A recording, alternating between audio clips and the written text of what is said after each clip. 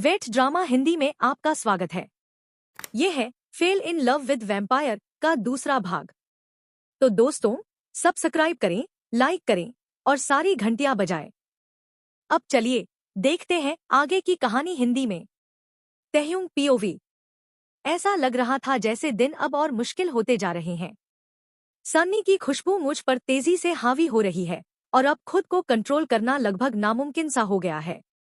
कभी कभी मैं बस घर पर रहना चाहता हूँ ताकि मुझे उसका चेहरा और उसके सवालों का सामना न करना पड़े। मुझे उसे घर नहीं बुलाना चाहिए था। उसके दिमाग में सवालों का तूफान चल रहा है और ये उसे मेरे राज खोलने के करीब ले जाएगा। मुझे ये सुनिश्चित करना होगा कि उसे कुछ भी पता न चले। स्कूल की पहली पीरियड में मैंने सन्नी को नजरअंदाज किया। मैं देखता था कि वो मुझे देख रही है, बात शुरू करने की उम्मीद में, लेकिन मैं बार बार नजरें फेर लेता था। न सिर्फ उसके सवाल मुझे परेशान करते हैं, बल्कि मेरी भूख को कंट्रोल करना भी मुश्किल हो रहा है। क्लास के बाद मैं जल्दी से क्लासरूम से बाहर निकला और राहत की सांस ली। सन्नी ने मुझसे बात नहीं की और मैं बच गया। हॉलवे में चलते हुए मुझे किसी ने कंधे पर टैप किया। मैंने पीछे मुड़कर देखा और सन्नी को पाया। क्या? मैंने उसका सामना करने के लिए मुड़कर कहा। सन्नी बोली, मैं बस तुम्हारी प्राइवेसी में दखल देने के लिए माफी मांगना चाहती थी। मैं बस थोड़ा डर गई थी, बस इतना ही। क्या इसका मतलब है कि वो अब सवाल पूछना बंद कर देगी? क्या मैं आजाद हो गया? मैं उसकी बात से जितना उत्साहित था उतना ही ठंडा रहने की कोशिश की। इट्स फाइन, मैंने जवाब दिया। वो सिर हिलाकर बोली, हे, क्या तुम स्कूल के बाद मेरे साथ स्मूदी लेने चलोगे? सन्नी मुस्कुराते हुए पूछती है। मैंने उसके सवाल पर सांस छोड़ी। सन्नी, मैंने तुम्हें मुझसे दूर रहने को कहा था। प्लीज, मुझे सच में अपने किए पर बुरा लग रहा है। Clean slate. वो और ज्यादा मुस्कुराई, अगर ये मुमकिन भी था। और मैंने कहा कि इट्स ओके, तो तुम्हें बुरा नहीं लगना चाहिए। प्लीज। उसकी मुस्कान गायब हो गई और वो मुंह बनाने लगी। तहयुंग, ये फिर से उसकी खुशबू के करीब जाने का मौका हो सकता है और अगर किस्मत अच्छी हुई तो वो तुम्हारा डेजर्ट बन सकती है। ऐश, मैं क्या सोच रहा हूँ? ये गलत है। मुझे नहीं जाना चाहिए, मुझे बस कोई बहाना बनाना चाहिए। फाइन। उसका चेहरा फिर से चमक उठा। कहाँ मिलना चाहती हो? मैंने अपने तने हुए कंधों को ढीला करते हुए पूछा। Frooti fruit smoothie. मैंने सिर हिलाया। Okay, bye. मैंने हल्के से आंखें घुमाईं और फिर मुड़कर चल दिया। ऐश, ये लड़की, क्या ये मरना चाहती है? मुझे समझ नहीं आ रहा कि मैंने इसके लिए हाँ क्यों कहा। अगर मैं फिर से गड़बड़ कर दूंगा तो वो और क्यूरियस हो जाएगी। लंच का समय जल्दी आ गया और नमजून, जंगकुक और मैं बैठकर लंच खा रहे थे। तो वो लड़की कैसे है? नमजून ने पूछा। मैंने देखा कि जंगकुक की आंखें उसके सवाल पर चमक उठीं और वो सीधे मेरी ओर देखने लगा। तहयुंग को कोई लड़की पसंद है? जंगकुक उत्साहित होकर बोला। मैंने उसकी ओर आंखें घुमाईं और नमजून को जवाब दिया। हम स्कूल के बाद हैंग आउट करने वाले हैं, मैंने जवाब दिया। नमजून की आंखें चमक उठीं और उसने मेरी ओर देखा। क्यों? वो निराशा भरे लहजे में चिल्लाया। उसने मुझे पूछा, और सच कहूं तो वो नो को जवाब में नहीं लेने वाली थी। उस पल को याद करते हुए मेरी आवाज में झुंझलाहट झलकी। तहयुंग, तुम्हें खुद को कंट्रोल करना होगा और उसे बाइट नहीं करना है, नमजून ने चेतावनी दी। ईडब्ल्यू, वो उसे बाइट क्यों करेगा? जंगकुक ने खाना छूते हुए जोर से कहा। जंगकुक, बस चुप रहो, मैंने जंगकुक से कहा। और मुझे नहीं पता हायंग। नमजून और जंगकुक चुपचाप खाना छोड़कर मेरी ओर मुड़े। तहयुंग। जंगकुक ने घृणा से चिल्लाया। तहयुंग, तुम ऐसा नहीं कर सकते, नमजून ने मेरी आंखों में देखते हुए सख्ती से कहा। लेकिन मैं चाहता हूं। मैंने मुंह बनाया। मैं इसके बारे में सोचना बंद नहीं कर पा रहा। जंगकुक ने नजरें फेर ली और ऐसा दिखाया जैसे मेरे शब्दों से उसे उल्टी हो रही हो। तुम बहुत डिस्गस्टिंग हो हायंग। जंगकुक ने जल्दी से अपनी चीजें उठाईं और लंच रूम से बाहर चला गया। नमजून अब जंगकुक के जाने के बाद मेरे करीब खिसका और गंभीर लहजे में बोला, ऐसा सोचना बंद करो तहयुंग, तुम उसे हर्ट नहीं कर सकते, तुमने वादा किया था। मुझे थोड़ा ढील दो, मैं 2 साल तक ये वादा नहीं निभा सकता, तो इसे खत्म होने दो। मैंने आंखें घुमाईं और कांटा उठाकर खाने को छूने लगा। वादे के साथ ऐसा नहीं कर सकते, वो चिल्लाया। खैर, शायद मैं करूं। नमजून ने मेरा कांटा छीनकर टेबल के उस पार फेंक दिया। मैंने झुंझलाहट से उसकी ओर देखा। उसने मेरी शर्ट का कॉलर पकड़कर मुझे चुप करा दिया और बोला, तुम सन्नी को हर्ट नहीं करोगे, उसने सख्ती से कहा। मैंने उसका हाथ झटककर कॉलर से हटाया और अपने खाने की ओर देखने लगा। मैं खुद को कंट्रोल नहीं कर पा रहा। उसकी खुशबू बहुत तेज है। ऐसा लगता है जैसे मैं इसके बारे में सोचना बंद नहीं कर सकता। मुझे नहीं पता कि मैं ये वादा कब तक निभा पाऊंगा। नमजून ने मेरे शब्दों से निराश होकर मुझे देखा। मैंने पहले कभी किसी के साथ ऐसा फील नहीं किया। नमजून, सन्नी अलग है। वो मुझे बार बार पकड़े जाने का खतरा उठाने पर मजबूर करती है, लेकिन मैं फिर भी उसके पास और लौटता हूँ। शायद ऐसा ही होना चाहिए। सन्नी के बारे में बात करते हुए मुझे भूख महसूस हुई। मेरी आंखों के नीचे की रेखाएं दिखने लगी और मैंने जल्दी से अपने चेहरे को हाथों से ढक लिया जब तक वो गायब नहीं हो गई। जब मैंने नमजून की ओर देखा, वो पहले ही जा चुका था। सन्नी पीओवी। मैं घर उत्साह से लौटी। मैं उस हैंगआउट के बारे में सोच रही थी। वाह, मुझे उसका नाम भी नहीं पता। क्या मैं सच में किसी अनजान के साथ हैंगआउट करने जा रही हूँ? किसी कारण से ये मुझे और उत्साहित कर रहा था। मुझे लगता था कि उससे जानने के लिए बहुत कुछ है। मैंने जल्दी से एक साधारण आउटफिट पहना और फ्रूटी फ्रूट स्मूदी की ओर चल पड़ी। तहयुंग पीओवी। मैं फ्रूटी फ्रूट स्मूदी पहुंचा और दुकान में घुसा। मैंने इधर-उधर देखा और सन्नी को पास की टेबल पर बैठे हुए पाया। मैं उसके पास गया और वो मुझे देखकर अपना फोन बंद करके मुस्कुराई। सॉरी, अगर मैं लेट हो गया, मैं उसके सामने बैठते हुए बोला। वो मुझे सहज करने के लिए मुस्कुराई, लेकिन मैंने उसका जवाब नहीं दिया। सन्नी की मुस्कान धीरे धीरे गायब हुई और वो बोली, तुम कभी स्माइल क्यों नहीं करते? उसने पूछा। मैंने उसकी ओर सांस छोड़ते हुए एक बॉक्स शेप में मुस्कुराकर जवाब दिया। उसका चेहरा चमक उठा और वो चिल्लाई, ओ माय गॉड, तुम्हारी स्माइल कितनी अडोरेबल है। धीरे धीरे मेरी मुस्कान छोटी हो गई। तुम्हारी बॉक्स स्माइल बहुत क्यूट है। वो हंसी। तुम ज्यादा स्माइल क्यों नहीं करते? मैंने उसके सवालों पर आंखें घुमाई।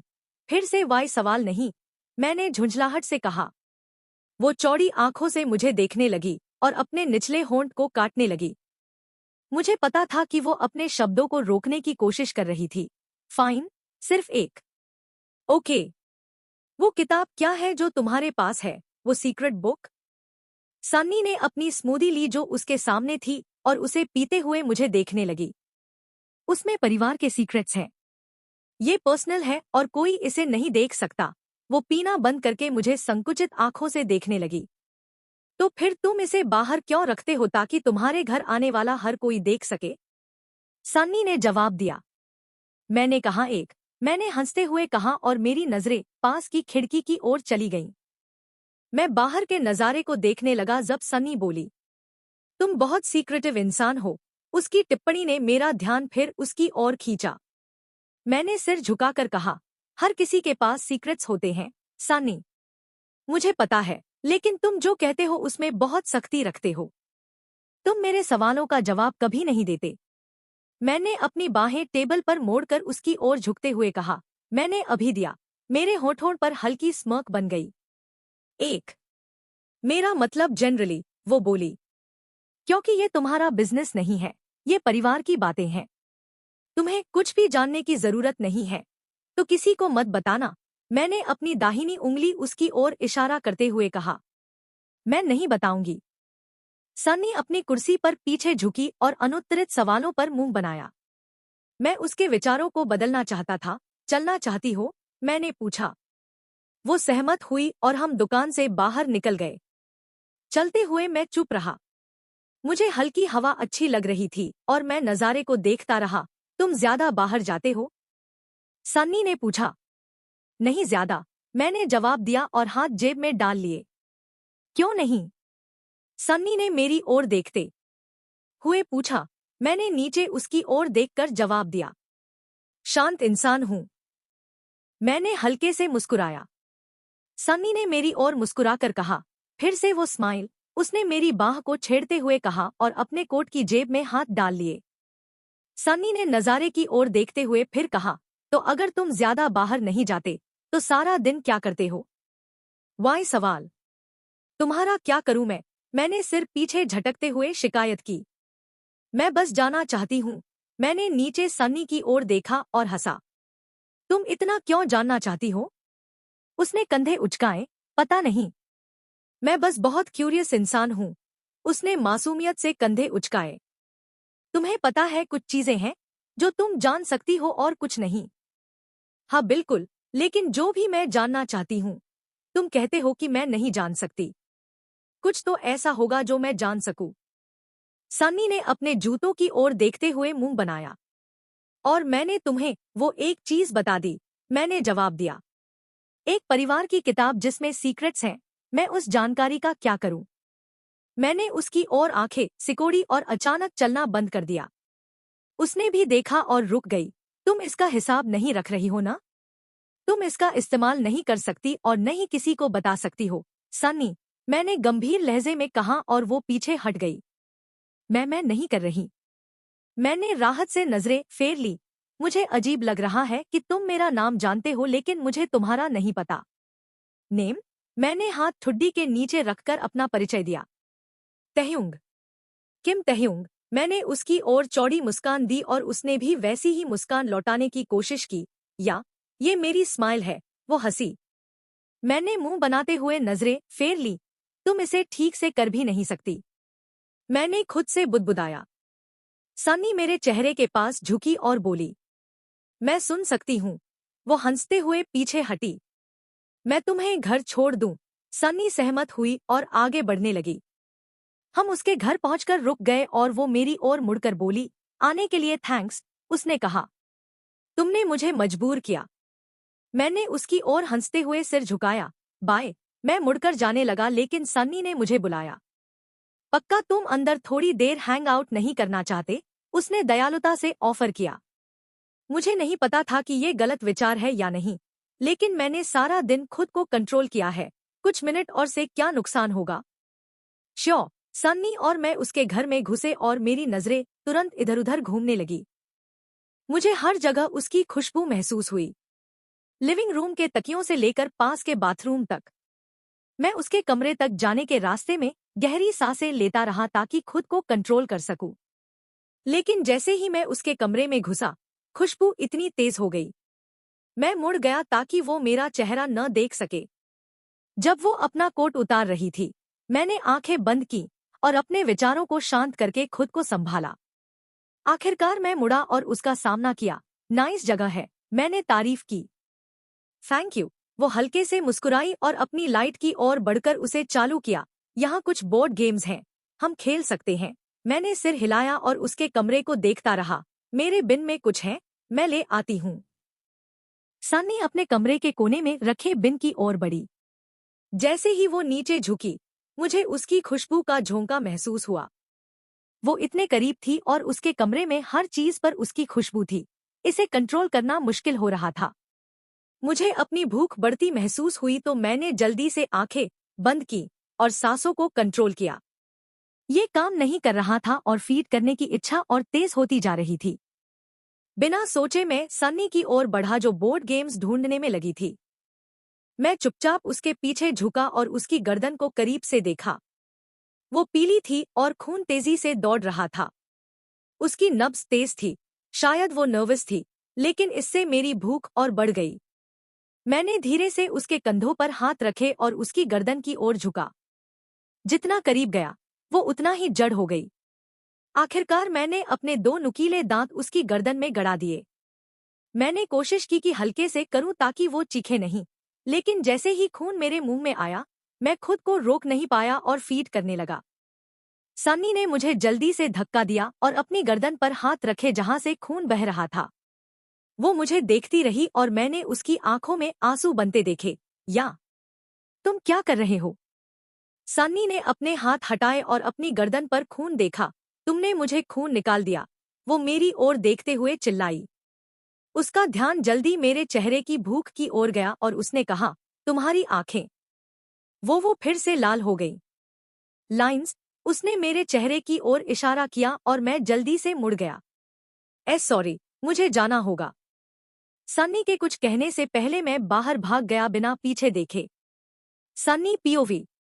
मैं बाथरूम में भागी और अपनी गर्दन देखी जो और खूनी हो रही थी।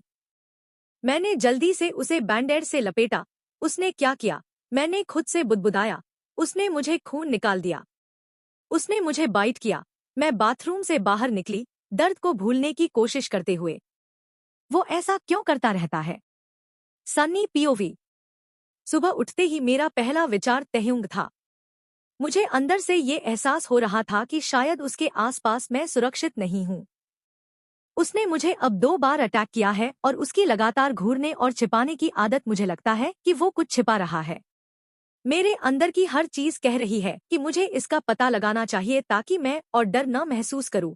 मुझे बस वो किताब चाहिए। मैं बिस्तर पर बैठी और तुरंत अपनी दाहिनी गर्दन के निचले हिस्से में दर्द महसूस हुआ। मैंने बैंडेड के ऊपर हाथ रखा और दर्द से सांस छोड़ी। मैं बिस्तर से उठी और निशान को साफ करने के लिए शावर में चली गई। तहयुंग पीओवी। मुझे विश्वास नहीं हो रहा था कि मैंने कल सनी से फीड किया। ऐसा नहीं था कि मैंने पूरी तरह से प्लान किया था। मुझे पता है कि ये बहुत गलत फैसला था, लेकिन मुझे संतुष्टि महसूस हुई। जैसे कि वो क्रेविंग आखिरकार खत्म हो गई और मैं फिर से नेचुरली जी सकता हूँ। हालांकि मुझे पता है कि इससे सन्नी के आसपास होना और खतरनाक हो सकता है। मुझे नहीं पता कि उसे या नमजून को क्या कहूँ। शूट, नमजून। वो बहुत नाराज होगा। मुझे चुप रहना होगा और उसे कुछ नहीं बताना होगा। मैं स्कूल में घुसा और अपनी क्लास की ओर चलने लगा, तभी मुझे एक आवाज सुनाई दी, हे टाई। मैंने पीछे मुड़कर देखा कि कौन मुझे बुला रहा है और नमजून को देखा। मेरा दिल दोगुनी तेजी से धड़कने लगा। वो खुशी से तेजी से मेरे पास आया। हाय।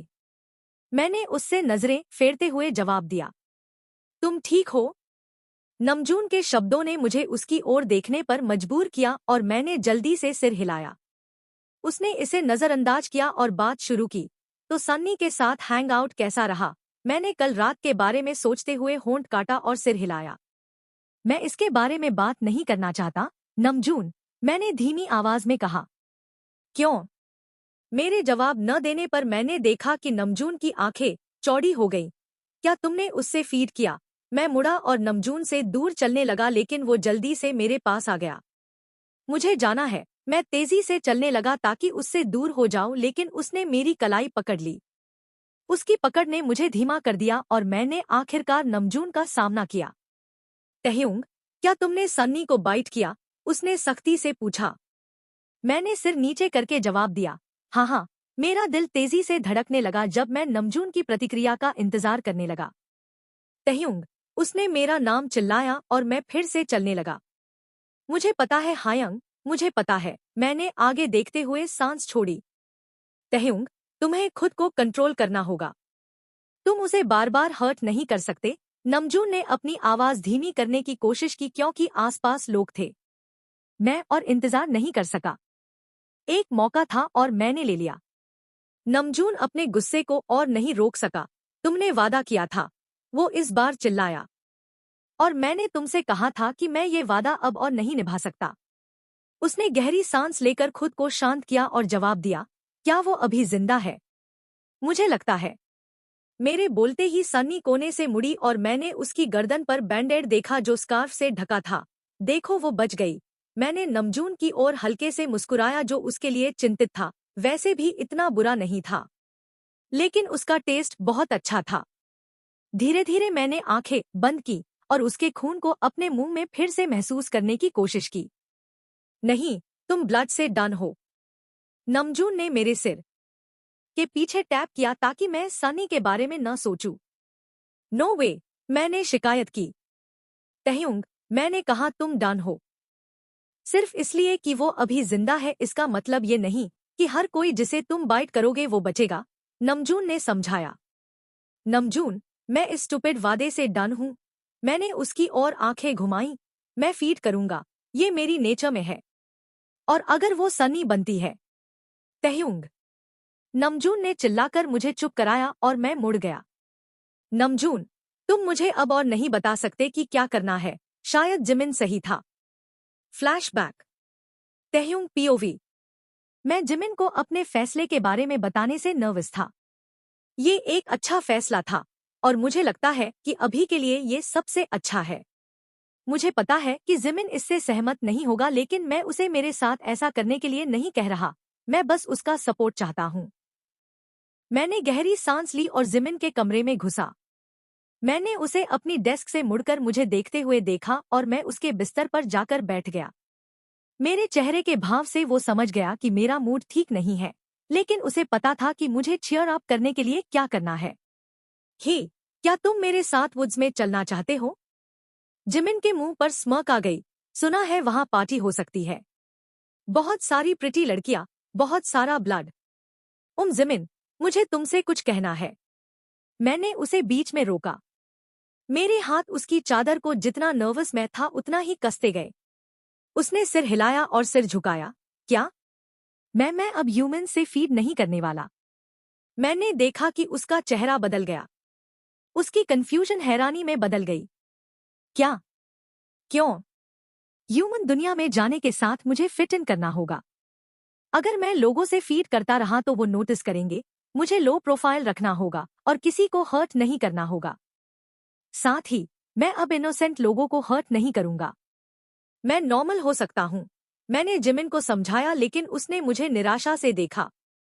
क्या नमजून ने तुम्हें ऐसा करने को कहा? वो तुम्हें इन चीजों से ब्रेन वॉश करने की कोशिश कर रहा है तहयूंग। वो वैम्पायर नहीं है। उसे हमारी नेचर नहीं पता। मैंने उसकी बात सुनते हुए सिर नीचे कर लिया। तुम उसे ऐसा करने मत दो। तुम्हें पता है कि तुम क्या चाहते हो और तुम्हें इसे क्लियर करना होगा। जिमिन, उसने मुझे कुछ करने के लिए मजबूर नहीं किया। उसने मुझे अच्छा बनना सिखाया, और अगर मैं ह्यूमंस के साथ रहने वाला हूँ तो मुझे उनके जैसे जीना होगा। ये अच्छी बात है जिमिन, तुम्हें समझना होगा। मुझे लगा कि मेरा दिल टूट रहा है। मुझे उम्मीद है कि इससे हमारी दोस्ती खराब नहीं होगी। नहीं, ये अच्छा नहीं है। तुम अपनी नेचर, अपने कम्युनिटी के खिलाफ जा रहे हो तहयूंग। जिमिन ने सांस छोड़ी। तुम्हें इसका पछतावा होगा। मैंने सिर हिलाया और उठने लगा। मुझे नहीं होगा। सॉरी। मैं मुड़ा और कमरे से बाहर निकल गया। मेरी आंखें भर आईं। क्या मैं सच में इस फैसले पर टिक सकता हूँ? जिमिन और मैंने तब से बात नहीं की। फ्लैशबैक का अंत। मैं नमजून को अपने शब्दों से हर्ट करके क्लासरूम में घुसा। मैंने सन्नी को अपनी सीट पर किताब पढ़ते हुए देखा। उसका हाथ अपने घाव पर दबा था ताकि कोई न देखे। मैं अपनी सीट पर गया और बैठ गया, सन्नी की ओर देखते हुए। जैसे ही उसने नोटिस किया, उसने हाथ हटाया और मुंह खोला। सन्नी पीओवी। तहयूंग के मेरे सामने बैठते ही मेरा दिल धड़कने लगा। मैंने अपनी निचली गर्दन को और सख्ती से पकड़ा और उसे देखती रही। मेरे दिमाग में बस यही था कि मुझे वो किताब चाहिए, मुझे इसे पढ़ना होगा। शायद ये मेरे सवालों का जवाब दे। स्कूल खत्म हुआ और मैं अपने लॉकर की ओर जा रही थी, तभी यूनी मेरे पास आई। हे सन्नी, वो मुस्कुराई और अपनी बाह मेरी बाह से जोड़ दी। हाय, मैंने उसकी ओर मुस्कुराकर जवाब दिया और हम चलते रहे। स्कूल के बाद क्या करने वाली हो? यूनी ने पूछा। मेरा दिमाग बहाना सोचने लगा। मैं आज रात होमवर्क करने वाली हूँ। मैंने झूठ बोला। यूनी ने मेरी बाह को और सख्ती से पकड़ा और बड़ी मुस्कान के साथ बोली, हैंग आउट करना चाहती हो? मैंने सिर हिलाया। नहीं कर सकती, मैं बिजी रहूंगी। मैंने जल्दी जवाब दिया। लेकिन तुमने अभी कहा। सॉरी, मुझे जाना होगा। बाद में कॉल करूंगी। मैंने अपनी बाह उससे छुड़ाई और वहां से चली गई। मुझे वो किताब चाहिए। सन्नी पीओवी। मैं आखिरकार यूनी से बच निकली, तो अब मुझे एक योजना बनानी होगी। मैं उस किताब को कैसे हासिल करूं? मुझे पता है कि तहयूंग कहाँ रहता है, तो मैं बस उसे ले सकती हूँ और चली जाऊं। ये आसान होगा। मुझे बस ये सुनिश्चित करना है कि वो घर पर न हो। जैसे ही मैं स्कूल से बाहर निकली, मैंने तहयूंग की पीठ देखी। वो फोन पर बात कर रहा था। मुझे जानना था कि क्या वो फोन कॉल इतना महत्वपूर्ण है कि वो घर न जाए। मैं उसके पास एक दीवार के पास गई और ऐसा दिखाया जैसे मैं अपने फोन पर हूं, ताकि मैं उसकी बातचीत सुन सकूं। हे जिमिन, मैंने उसे फोन पर बोलते सुना। जिमिन कौन है? या, मैं बस तुम्हें कुछ बताना चाहता था। मैंने अपनी गर्दन को थोड़ा आगे बढ़ाया ताकि तहयूंग के शब्द बेहतर सुन सकूं। मैंने नमजून के साथ वो वादा खत्म कर दिया। मैं फिर से शक करने जा रहा हूँ। क्या? शक? इसका क्या मतलब है? यह तुम सही थे। मुझे इसका पछतावा हुआ। वो जिमिन की बात पर हंसा और फिर जवाब दिया, तो क्या तुम कुछ लोगों को ढूंढना चाहते हो? ग्रेट, लोगों को ढूंढना? वो क्या करने जा रहे हैं? मुझे उसकी जिमिन के साथ बातचीत के बारे में ज्यादा सोचने की जरूरत नहीं थी। ये मेरा किताब हासिल करने का एकमात्र मौका था। मैं जल्दी से सड़क पर तहयुंग के घर की ओर चल पड़ी और तहयुंग दूसरी दिशा में चला गया। 15 मिनट की पैदल यात्रा के बाद मैं उसके घर पहुंची और चारों ओर देखा कि कोई मुझे देख तो नहीं रहा। फिर उसके दरवाजे की सीढ़ियों तक गई। मैंने अपना हाथ दरवाजे के हैंडल पर रखा और प्रार्थना की कि वो बंद न हो। मैंने धीरे धीरे हैंडल घुमाया और दरवाजा खुल गया। मैं बाहर से उसके घर को देखती रही और एक गहरी सांस ली। क्या मैं सचमुच ये करने जा रही हूँ? मैंने एक पैर उसके घर में रखा, फिर दूसरा, और दरवाजा बंद कर दिया। मेरे पास उसके अजीब तरह से खाली और डरावने घर को देखने का समय नहीं था। मैं जल्दी से उसकी किताबों की अलमारी की ओर बढ़ी और उस किताब को ढूंढने लगी। तहयुंग पीओवी। जिमिन के घर की ओर चलते हुए मुझे राहत महसूस हुई। मैं आखिरकार आजाद महसूस कर रहा था। ऐसा लग रहा था जैसे मैं धीरे धीरे नमजून के लिए फीड करना बंद कर रहा हूँ। अगर मैं कुछ करने जा रहा हूँ तो वो मेरे लिए होना चाहिए, और अब मैं ऐसा नहीं कर रहा था। शायद यही वो बदलाव है जिसकी मुझे जरूरत है। जिमिन ने दरवाजा खोला और मुझे देखते ही चौड़ी मुस्कान के साथ कहा, तहयुंग। उसने मुझे जोर से गले लगाया और मैंने भी उसे तुरंत गले लगा लिया। मैंने उसे इतने समय से नहीं देखा था। मैंने भी चौड़ी मुस्कान के साथ उससे अलग होते हुए कहा, मैंने तुम्हें मिस किया। उसने बोला और मैंने सहमति में सिर हिलाया। मैंने भी तुम्हें मिस किया।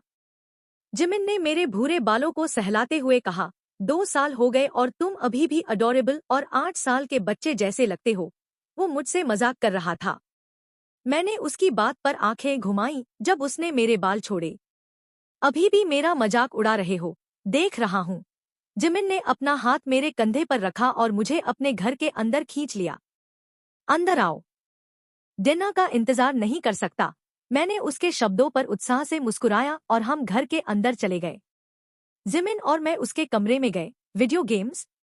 जिमिन ने अपना कंट्रोलर उठाया और मैंने हाँ में सिर हिलाया। फिर उसने उसे मेरी ओर फेंक दिया। मैंने उसे पकड़ा और हम खेलने लगे।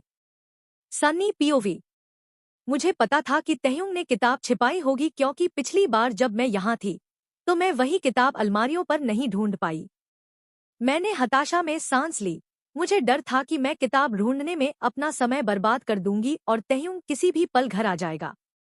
मैं घुटनों के बल जमीन पर बैठी और नीचे की शेल्फ में देखने लगी।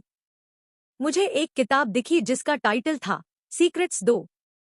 मैंने उसे जल्दी से उठाया और सिर झुकाया। नंबर 1 कहाँ है? मैंने उस विचार को कंधे उचकाकर दूर किया और किताब को सोफे पर ले गई। मैं इसे घर ले जाकर पढ़ने के लिए बहुत अधीर थी, तो मैंने वहीं पन्ने खोलने शुरू कर दिए। ये सब क्या है? मैंने खुद से पूछा और पन्नों को पलटने लगी।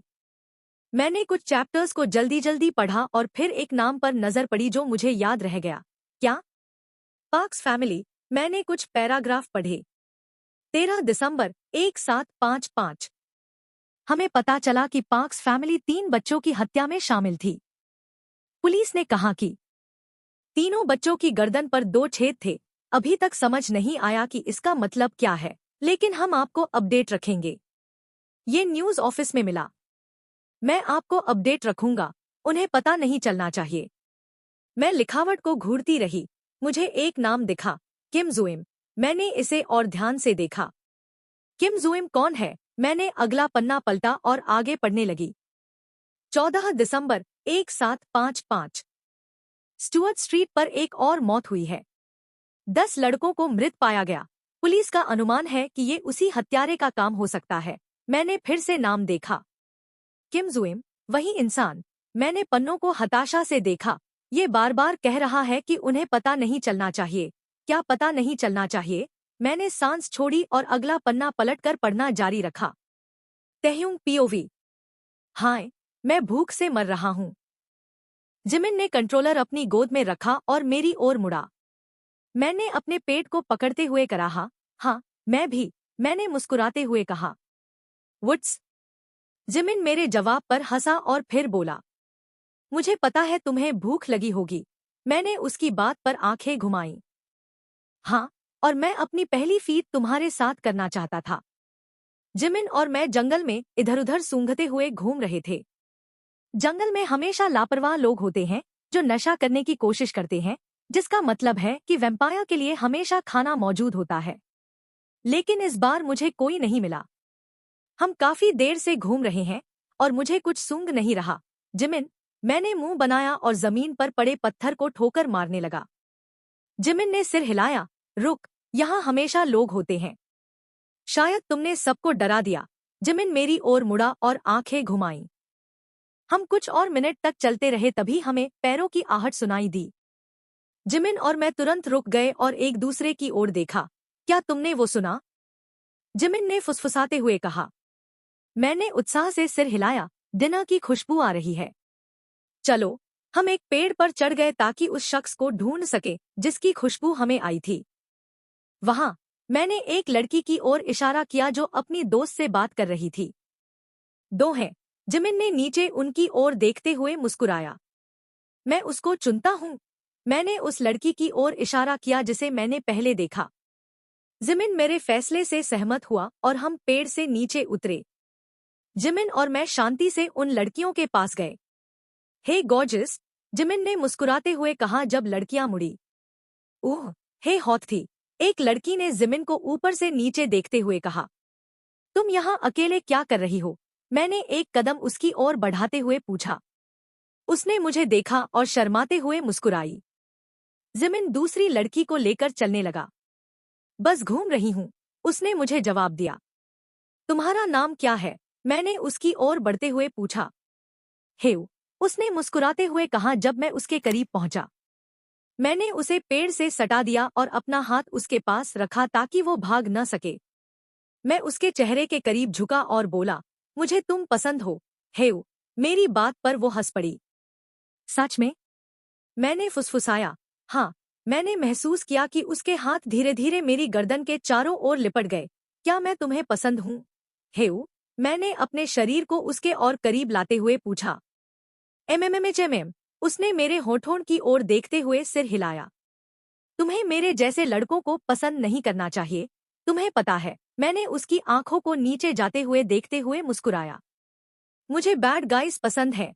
हेउ की आंखें धीरे धीरे मेरी आंखों की ओर लौटीं। मैं धीरे धीरे उसके गाल की ओर झुका और उसे चूमा। फिर उसके कान के पास गया और फुसफुसाया, लेकिन मैं सचमुच बैड हूँ। डरावना। मैंने उसकी सांस को रुकते हुए सुना जब वो तेज हो गई। वैसा ही लड़का मुझे पसंद है, हेउ ने जवाब दिया और पेड़ को पकड़ लिया। तुम सच में मुझे चाहती हो? हाँ, उसने सिर हिलाया। पक्का? मैंने मुस्कुराते हुए पूछा। हाँ। मैं उसकी गर्दन की ओर झुका और अपने होंठ चाटे। मैं अपनी पहली फीट के लिए उत्साहित था, जो काफी समय बाद होने वाली थी। जैसा तुम कहो। मैंने धीरे धीरे अपना सिर उसके जबड़े की ओर बढ़ाया, फिर उसकी गर्दन तक छोटे छोटे काटने शुरू किए। मेरी जीभ धीरे से हेउ की गर्दन पर फिसली जब मैंने उसकी सांस को भारी होते सुना। मेरी आंखें रंग बदल गईं और लाल हो गईं, जितनी भूख बढ़ रही थी। मुझे अपनी आंखों के नीचे की रेखाएं महसूस हुई और मेरे दांत तेज आकार में बदल गए। जितनी भूख बढ़ती गई, मेरे काटने उतने ही सख्त होते गए। मैं इतना डूब गया था कि जिमिन की लड़की का उसके नाम को पुकारना भी नहीं सुन सका। बहुत जोर से नहीं, उसने मेरी पीठ को पकड़ते हुए कहा। मैंने धीरे से छोड़ा और उसकी ओर देखा। लेकिन तुमने ही तो मांगा था। मैंने आंख मारी और वो शर्माते हुए हाँ में सिर हिलाकर आगे बढ़ने को कहा। मैं वापस नीचे गया और अपने दांत उसी निशान में डाले जहां पहले काटा था। पछताने के लिए तैयार हो? मैंने खुद से मुस्कुराया लेकिन उसका जवाब नहीं सुना। मैंने जल्दी से अपने दांत उसकी त्वचा में धंसाए और तुरंत खून मेरे मुंह में दौड़ पड़ा। आह! हेउ चीखी और उसकी दोस्त भी उसकी चीख में शामिल हो गई। रुक जाओ! हेउ चिल्लाती रही और अपनी मुट्ठियों से मेरी पीठ पर मारने लगी। उसने मुझे रोकने की हर कोशिश की लेकिन मैं नहीं रुका। मैंने उसके मुंह में आने वाला हर खून का घूंट पिया और उसे तब तक पिया जब तक वो कमजोर नहीं हो गई। मुझे जिमिन के मेरे पीछे आने की आहट सुनाई दी। लगता है उसने अपना डिनर पहले ही खत्म कर लिया था। मदद चाहिए? जिमिन ने अपने होठों से खून चाटते हुए पूछा। हेउ की दोस्त जमीन पर मृत पड़ी थी जब जिमिन बोला। उसने उसकी कलाई पकड़ी और अपने मुंह तक उठाई और काट लिया। आह!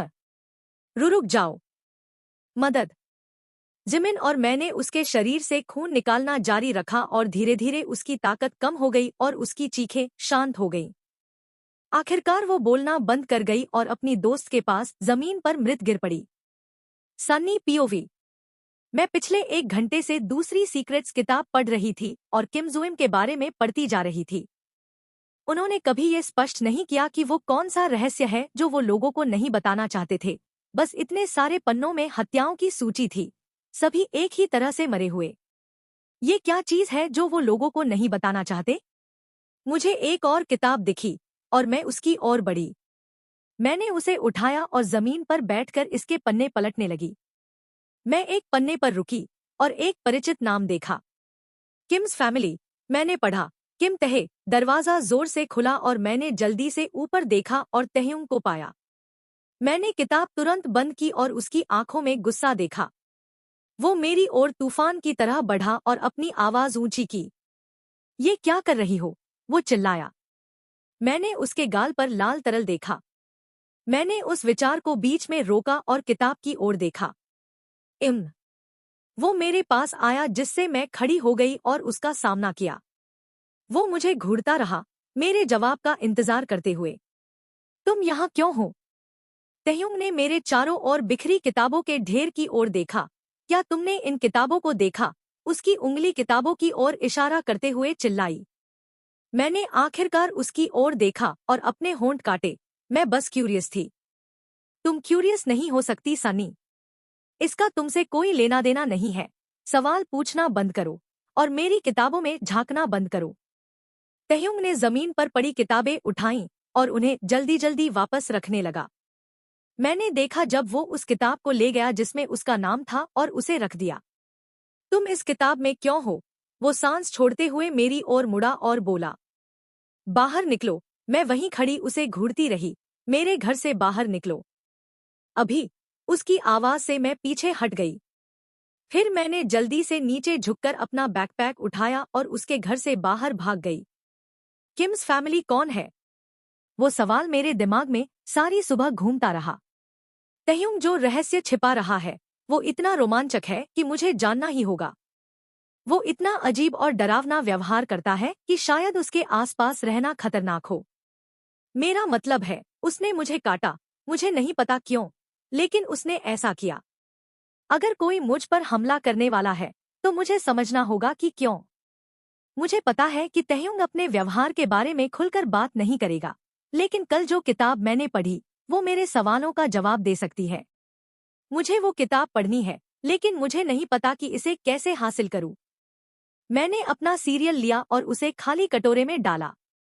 इसके बाद मैंने उसे अपने पास रखा और तभी सामने का दरवाजा बजा। मैंने दरवाजे की ओर कंफ्यूजली देखा। मुझे यूनी या लेके आने की उम्मीद नहीं थी। मैं उस विचार के साथ दरवाजे तक गई और छोटे छेद से देखा कि बाहर कौन है। मैं आगंतुक को देखकर चौंक गई। टी तहयुंग, मैंने खुद से फुसफुसाया। मैंने जल्दी से खुद को देखा और अपनी हालत पर नाराजगी हुई। मैं एक ओवरसाइज्ड हुडी और स्वेटपैंट्स में थी। मैं इस वीकेंड आराम करना चाहती थी, लेकिन तहयुंग को दरवाजे पर देखकर मुझे अपनी पसंद पर तुरंत पछतावा हुआ। तहयुंग परेशान लग रहा था और मुझे पता था कि ये कल की वजह से है। मैंने अपना हाथ दरवाजे के हैंडल पर रखा और इसे खोलने में हिचकिचाई। मुझे नहीं पता था कि मेरा सामना किससे होने वाला है। मैंने एक बड़ी सांस ली और दरवाजा खोलते हुए अपना मुंह खोला। तुम यहाँ क्या कर रहे हो? मैंने ऐसे पूछा जैसे कल कुछ हुआ ही न हो। तहयुंग ने मेरे कंधों पर हाथ रखे और मुझे इतनी जोर से घर के अंदर धकेला कि मेरे मन में और सवाल उठने लगे। मैं एक दीवार से टकराकर रुकी और तहयुंग का चेहरा मेरे ठीक सामने था। टी तहयुंग, तुम क्या कर रहे हो? मैंने फिर से पूछा। इस बार तहयुंग ने अपने हाथ मेरी बाहों पर थोड़ा नीचे किए और गुस्से से उन्हें जोर से दबाया, मुझे दीवार से सटा दिया। उन किताबों को कभी लेने की कोशिश मत करना। मैंने जवाब नहीं दिया, मैं चुप रही और अपने हाथों को मुट्ठियों में कस लिया। कभी नहीं, उसने सख्त लहजे में कहा। तुम मुझे जवाब क्यों नहीं देते? किसी तरह मैं डर के बावजूद बोल पाई, जो बढ़ता जा रहा था। क्योंकि ये तुमसे संबंधित नहीं है। मैंने उसके जवाब पर सांस छोड़ी। एक बार जब तुम मुझ पर हमला करते हो, ये मेरा मामला बन जाता है, लेकिन मैं इसे कहने की हिम्मत नहीं जुटा पाई। मैं फिर भी जानना चाहती हूँ। तुम नहीं जान सकती। तहयुंग ने आखिरकार मुझे छोड़ा और एक कदम पीछे हटा। मैं उसी स्थिति में खड़ी रही, उसके शब्दों को समझने की कोशिश करते हुए। मैंने अपने कंधे झुकाए और उसकी ओर एक कदम बढ़ाया। मैं इसे ऐसे नहीं छोड़ने वाली। तुम्हारे गाल पर लाल चीज थी। वो क्या थी? तुम्हारा नाम किताब में था। क्यों? किम जोइम नाम का वो शख्स बार बार कह रहा था कि उन्हें पता नहीं चलना चाहिए। किस बारे में पता नहीं चलना चाहिए? तुम्हारी आंखें लाल क्यों हो जाती हैं? हर बार जब तुम मेरे करीब आते हो, तुम्हारी आंखों के नीचे रेखाएं क्यों दिखती हैं? तुम मुझे काटना क्यों चाहते हो?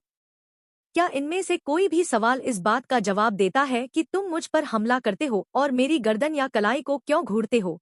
क्योंकि अगर हाँ, तो मुझे जानना होगा।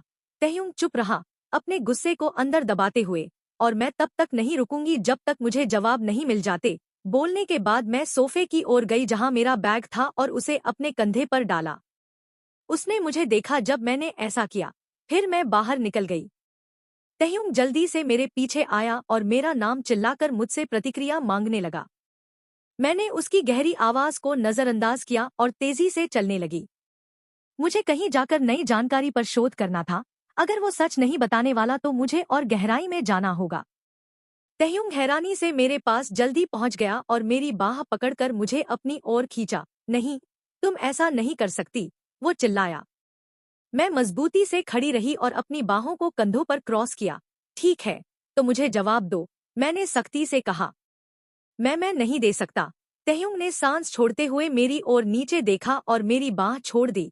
बस कृपया रुक जाओ। वो मेरे करीब एक कदम बढ़ा, अपने शब्दों में बेचैनी लिए। मुझे जवाब चाहिए, तहयुंग। वो मेरे और करीब आया और मुझे अपने शरीर का तापमान बढ़ता महसूस हुआ। मुझे माफ कर दो। तहयुंग ने एक और कदम बढ़ाया और मैं कोशिश कर रही थी कि इस मुद्दे पर ध्यान दूं, न कि उसकी आंखों पर जो मेरी आंखों में घूर रही थी। तो तुम मुझे कोई विकल्प नहीं छोड़ते। मैंने स्थिति से निकलने के लिए मुड़ने की कोशिश की, लेकिन उसने जल्दी से मेरी कलाई को सख्ती से पकड़ा और मुझे अपनी ओर खींच लिया। मेरा पीठ उसके सीने से टकराई और मैं उसकी हरकत पर ठिठक गई। मैंने नीचे उसकी ओर देखा जो मेरी कलाई पकड़े था और धीरे धीरे उसका सामना करने के लिए मुड़ी। करीबी दूरी को देखते हुए मैंने उसे दूर धकेला। मत करो, तहयुंग ने विनती की। मैंने उसकी आंखों में देखा और डर देखा। वो सचमुच नहीं चाहता कि मुझे पता चले। क्या ये इतना बुरा है? क्या मैं उससे डर जाऊंगी? जी, उसने मुझे तुरंत बीच में रोका। कृपया सनी। वह मेरे करीब एक और कदम बढ़ाता है, डरते हुए कि कहीं मैं फिर से भाग न जाऊं। इतने करीब होने की वजह से मैंने देखा कि तहयुंग को अपना मुंह बंद करने में तकलीफ हो रही थी। वह जल्दी से अपनी निचली होंठ को काटता है। मैं हिचकिचाते हुए बोलती हूँ, क्या क्या तुम मुझे काटना चाहते हो? अपना सिर झुकाकर मैं उसके जवाब का इंतजार करती हूँ। मैं नहीं। तहयुंग बोलता है और फिर जल्दी से नजरें फेर लेता है। तुम्हारा मुंह हिल रहा है। तुम खुद को रोकने की कोशिश कर रहे हो। तुम मुझे काटना क्यों चाहते हो? मैं शांत थी। उम्मीद थी कि अगर मैं घबराऊंगी नहीं तो वह बात करने में सहज महसूस करेगा, लेकिन वह जवाब नहीं देता। मैं निराश होकर सांस छोड़ती हूँ। क्या तुम मेरे किसी भी सवाल का जवाब नहीं दोगे? कुछ सवालों के जवाब मैं नहीं दे सकता। मैंने निराश होकर सिर हिलाया। इसलिए मैं खुद जवाब ढूंढने जा रही हूँ। तहयुंग का चेहरा नाराजगी से भर गया जब उसने मुझे मुड़ते और जाने के लिए कदम बढ़ाते देखा। वह मेरा पिता है, तहयुंग चिल्लाकर जवाब देता है, जिससे मैं रुक जाती हूँ। किम जूम मेरा पिता है। मैं धीरे से उसकी ओर मुड़ती हूँ और उसका चेहरा देखती हूँ। वह बहुत डरा हुआ लग रहा था, जैसे वह कुछ गलत कर रहा हो। वह लोगों से क्या छुपाना चाहता है? मैंने उसकी बात खत्म होते ही दूसरा सवाल पूछा। यह कुछ ऐसा है जो मैं कभी किसी को नहीं बता सकता। मैं उसकी जवाब से संतुष्ट नहीं हुई और फिर से मुड़कर चलने लगी। लेकिन वह फिर बोलता है, लेकिन मैं तुम्हें कुछ और बातें बता सकता हूँ। मैं उसकी ओर मुड़ती हूँ। और मुस्कुराती हूँ। इस बार संतुष्ट तहयुंग और मैं मेरे सोफे पर बैठे। मैंने अपने होंठ काटे और महसूस किया कि मेरा दिल तेजी से धड़क रहा था। मैं घबरा रही थी। क्या होगा अगर उसने कुछ ऐसा बताया जो बहुत अजीब हो, जो मैं संभाल न सकूं? क्या यह सचमुच हो रहा है? मैंने जल्दी से अपने विचारों को झटका और बोली, मुझे उन गुप्त किताबों के बारे में बताओ। तहयुंग का चेहरा घबराया हुआ लग रहा था। उसने अपनी उंगलियों की ओर देखना शुरू किया और उनके साथ छेड़छाड़ करने लगा। गुप्त किताबें परिवार के रहस्यों वाली किताबें हैं। लोगों को इन्हें पढ़ने की इजाजत नहीं है, इसलिए हम इन्हें ताले में रखते हैं। लेकिन मैंने गलती से अपनी किताब तोड़ दी, तो अब लोगों को इसकी पहुंच हो गई है, तहयुंग समझाता है। मैंने जवाब में सिर हिलाया। किम जूम, बोलो। तहयुंग सांस छोड़ता है और जवाब देता है। किम जूम मेरा पिता है, वह एक इंसान। मैं उसकी हकलाहट से हैरान होकर अपनी आंखें सिकोड़ती हूँ। लेकिन जैसे ही वह बोलना जारी रखता है, मैं इसे भूल जाती हूँ। दिसंबर 1755 में एक बड़ी घटना हुई थी। उसने अखबार ढूंढा, वही जो तुमने पढ़ा, एक न्यूज स्टेशन में। उसने इसे चुरा लिया क्योंकि वह नहीं चाहता था कि कोई उस घटना के बारे में जाने। लेकिन यह काम नहीं किया। हर दिन नए सबूत सामने आते गए जो किम जूम को 19 बच्चों का हत्यारा साबित करते थे। तहयुंग आखिरकार मेरी ओर देखता है और अपनी उंगलियां छोड़ देता है। मेरा शरीर उसकी ओर मुड़ता है। उसने उन बच्चों को क्यों मारा? मैं उत्सुकता से पूछती हूँ। तहयुंग हिचकिचाते हुए बोलता है, वह भूखा था। भूखा? अगर वह भूखा था तो उसने सैंडविच क्यों नहीं खाया या मैकडॉनल्ड्स क्यों नहीं गया? भूख का इससे क्या लेना देना? मैं हंसती हूँ। यह भी एक सवाल है जिसका जवाब मैं नहीं दे सकता। मैं नाराज होकर नजरें फेर लेती हूँ। फिर मुझे याद आता है कि मैंने किताब में तहयुंग का नाम पढ़ा था। मैं उसकी ओर देखती हूँ। तुम उस किताब में क्यों थे? मुझे याद है कि तुम्हारे अंदर आने से पहले मैंने तुम्हारा नाम पढ़ा था। इम, क्या तुम उस हत्या में शामिल थे? क्या तुमने भी उन्हें मारा? मैं बोलते हुए तहयुंग के करीब खिसकती हूँ। नहीं। तो तुम्हारा नाम किताब में क्यों था? मैं और करीब खिसकती हूँ, ताकि अगर वह धीरे से कुछ बोले तो मैं सुन सकूं। क्योंकि मेरे पिता ने मुझे उनकी मदद करने के लिए मजबूर किया था। वह चाहता था कि जब वह बच्चों को मार रहा हो, मैं सबका ध्यान भटकाऊं। मैं उसके कहे से चौंक जाती हूँ। यह उसके लिए इतना सामान्य लग रहा था कि उसका पिता लोगों को मारता था। मुझे सचमुच उम्मीद है कि तहयुंग ऐसा नहीं है। मैं किसी हत्यारे के आसपास नहीं रह सकती। तो तुम उस हत्या में शामिल थे?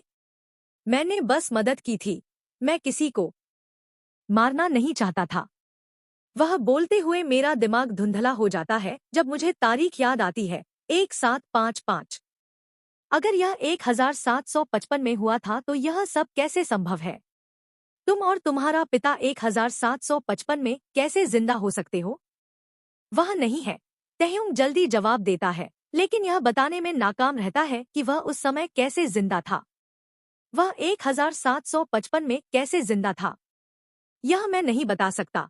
मैं देखती हूँ कि तहयुंग उठता है और एक बैग से किताब निकालता है, जो मुझे पहले नहीं दिखा था। वह किताब में देखता है और पहली गुप्त किताब निकालता है। मेरी आंखें चमक उठती हैं और मैं इसे छीनने के तरीके सोचने लगती हूँ। यह वही किताब है जो मैंने तुमसे छुपाई थी। तहयुंग हल्के से मुस्कुराता है और मेरे सामने बैठ जाता है। मुझे पता था कि तुम इसके लिए आओगी। मैंने किताब उसके हाथ से छीनने की कोशिश की, लेकिन वह तेज था और किताब खींचकर अपने खाली हाथ से मेरे हाथ पर चपत मारता है।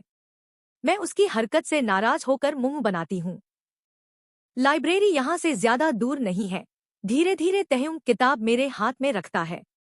वह मुझे भरोसे भरी नजरों से देखता है। यह सुनिश्चित करना चाहता है कि मैं इसे चुराऊंगी नहीं, और मैं सहमति में सिर हिलाती हूँ। मैं पन्ने पलटती हूँ और देखती हूँ कि कोनों पर लाल निशान है। इन पन्नों के कोनों पर यह लाल चीज क्या है? मैं उसकी ओर देखकर पूछती हूँ। वह घबराहट से अपने होंठ काटता है। एक और चीज जो तुम मुझे नहीं बता सकते? वह सिर हिलाता है। तहयुंग, मुझे अभी भी बाकी सब कुछ जानना है जो तुम मुझसे नहीं बता रहे। मैं किताब बंद करती हूँ और वादे के मुताबिक उसे वापस उसके हाथ में देती हूँ। मुझे पता है, लेकिन मैं बहुत कम ही बता सकता हूँ। वह निराश होकर कंधे उचकाता है और यह मुझे और नाराज करता है। मैं तुमसे यह सब क्यों नहीं पूछ सकती, बल्कि लाइब्रेरी क्यों नहीं जा सकती? मेरे अपने कारण हैं जानने के लिए। मैं अपनी आवाज ऊंची करती हूँ। सनी, तुम बस नहीं जा सकती। मैं उसे थोड़ी देर देखती हूँ, उसे बताने का मौका देती हूँ, लेकिन वह नहीं बोलता। मैं अधीर होकर उठती हूँ और अपना बैग कंधे पर डालती हूँ। सामान लेने के बाद मैं दरवाजे की ओर मुड़ती हूँ और घर से बाहर निकल जाती हूँ। सनी, तहयुंग सोफे से उठता है और मेरे पीछे घर से बाहर निकलता है। रुक जाओ सनी। मैं अपनी गली में चलना शुरू करती हूँ और फिर उसकी ओर मुड़ती हूँ। क्या तहयुंग? मैं और अधीर होकर बोलती हूँ। कृपया मत जाओ। मैं असहमति में सिर हिलाती हूँ। क्या किताब काफी नहीं है? मैं फिर से सिर हिलाती हूँ। तुम इसमें से कुछ भी साफ साफ नहीं बता रहे। मुझे पता है, मुझे पता है, मुझे पता है, लेकिन मैं नहीं बता सकता। तुम्हें समझना होगा कि मैं सचमुच नहीं बता सकता। मैं उसकी चिंतित अभिव्यक्ति को देखते हुए गहरी सांस लेती हूँ। लेकिन अगर मैं नहीं को जवाब के तौर पर न मानूं तो? इस बार तुम्हें मानना होगा।